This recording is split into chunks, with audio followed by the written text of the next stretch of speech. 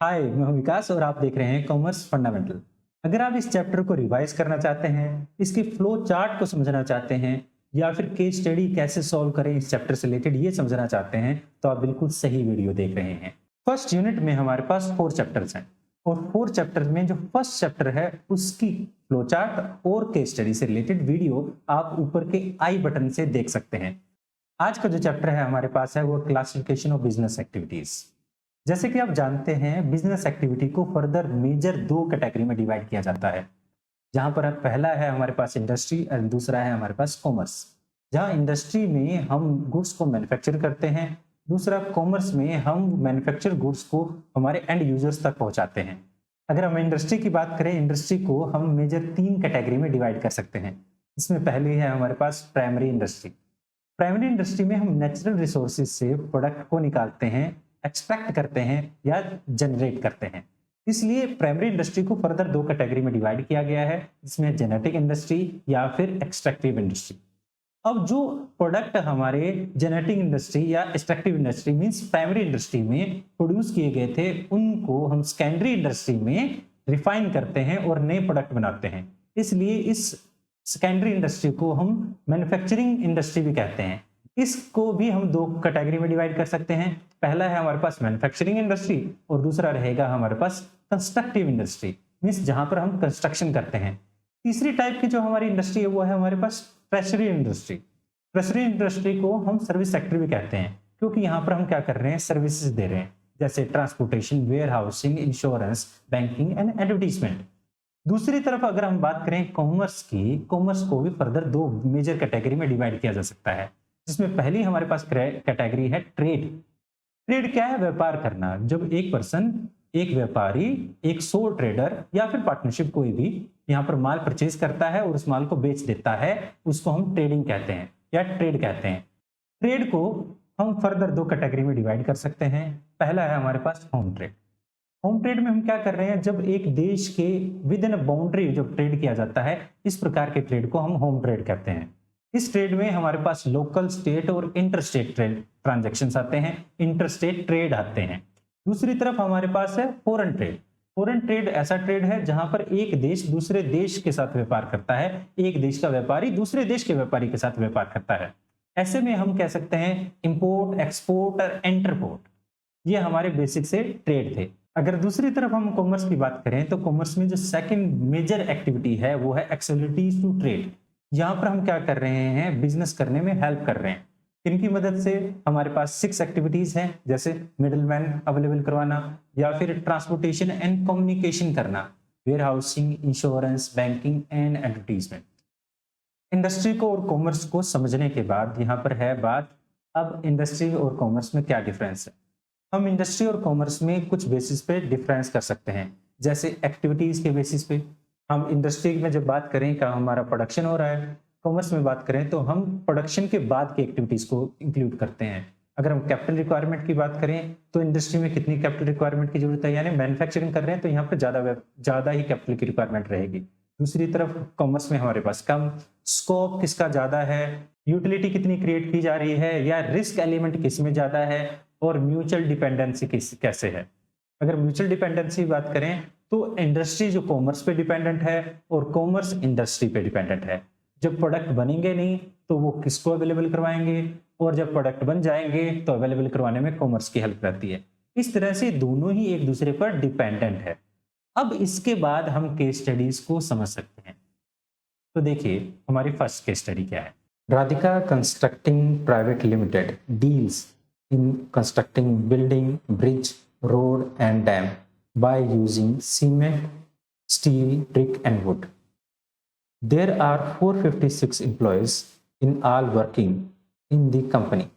The managing director of company, Mr. Ragurajan, takes full care of the quality of work done.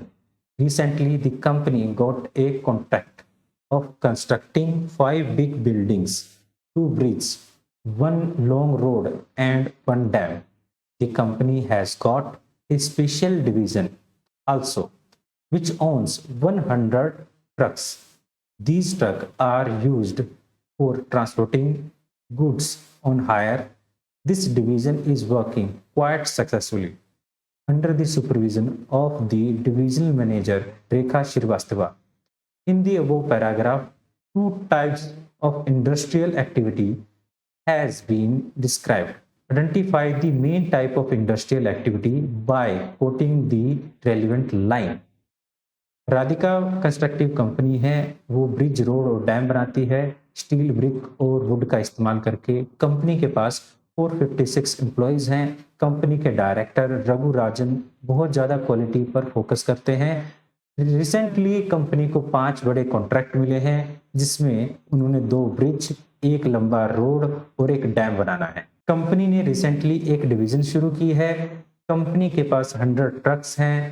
Company transportation करती है higher basis पर और ये division बहुत ज़्यादा अच्छे से वर्क कर रही है इस डिवीजन के मैनेजर रेखा श्रीवास्तवा की सुपरविजन में। और लास्ट में हमें कहता है in the above paragraph 2 types of industrial activity हमने देखनी है।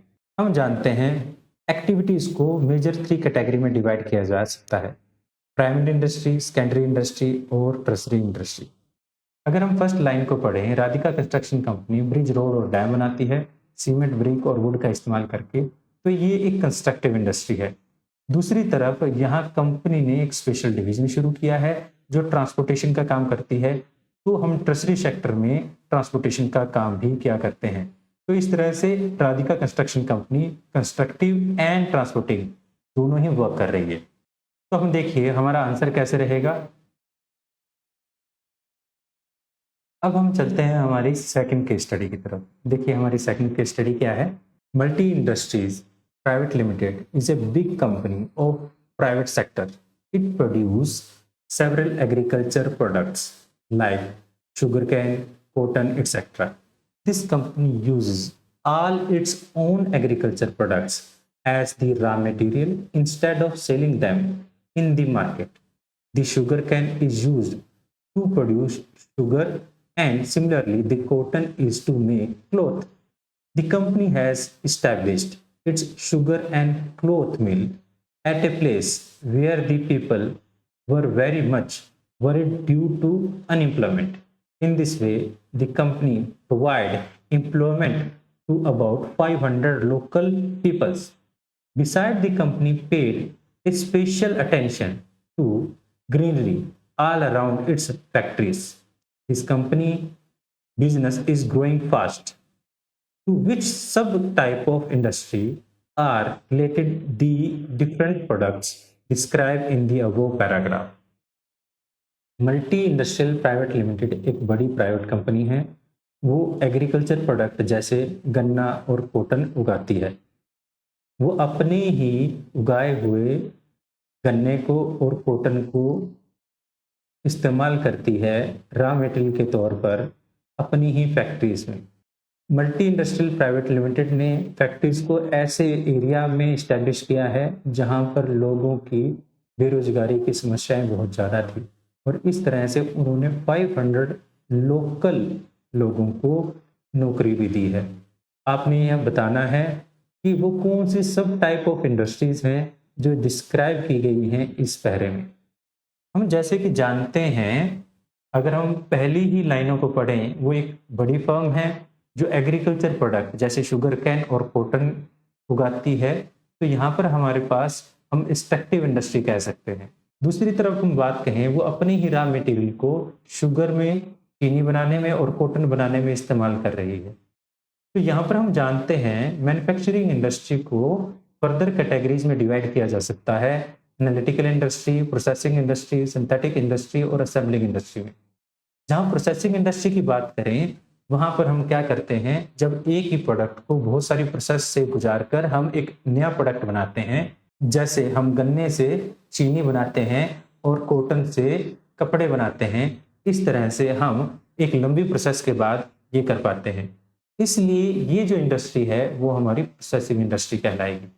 आई होप ये वीडियो आपको अच्छी लगी होगी और अब तक आपने चैनल को सब्सक्राइब कर लिया होगा और बेल आइकन को भी प्रेस कर लिया होगा। अगर नहीं किया तो प्लीज़ चैनल को सब्सक्राइब करें, बेल आइकन को प्रेस करें और वीडियो को शेयर करें। फिर मिलते हैं किसी और वीडियो में, जब तक के लिए thank you and have a piece.